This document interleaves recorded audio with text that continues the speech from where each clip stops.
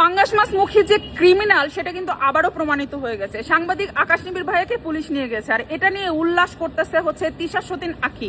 সে already হলুদ সাংবাদিক লিখে একটা পোস্ট করেছে যে হলুদ সাংবাদিক কট খেয়েছে কিনা সেটা তোমরা বুঝতে পারবা, কে কট খাবে আর কার কি হবে।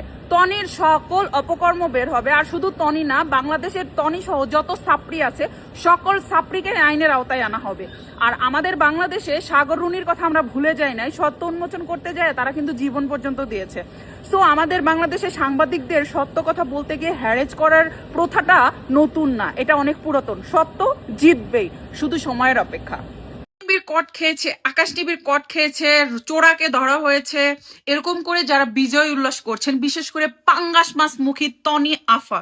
আকাশ নিবিড় কি চুরি করে ধরা খেয়েছে নাকি আকাশ নিবিড় লুচ্চামি করতে যেয়ে ধরা খেয়েছে? আপনাদের কি লজ্জা লাগে না?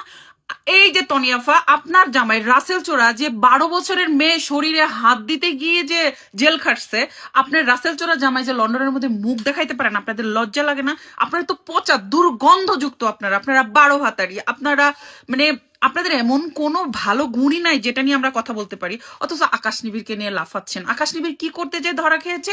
সত্যি কথা বলতে গিয়ে টাকার কাছে হেরে গেছে আকাশ নিবিড়। আকাশ নিবিড়ের এই হারকে আপনারা হেরে যাওয়া ভাববেন না তনি আফা। আপনার জন্য আমি মৌ সুলতানা একাই যথেষ্ট, আমি এখনো জীবিত আছি। একজন ইনবক্স করেছে পাঙ্গাস মাছ মুখী তনি আফার ড্রাইভার ফাহিম আর হচ্ছে সাদাত রহমানের ব্যাংক স্টেটমেন্ট বের করতে। এই তিনটা বের করলেই নাকি পাঙ্গাস মাছ মুখীর কাশিমপুর কারাগার কনফার্ম। আপনারা কি বলেন?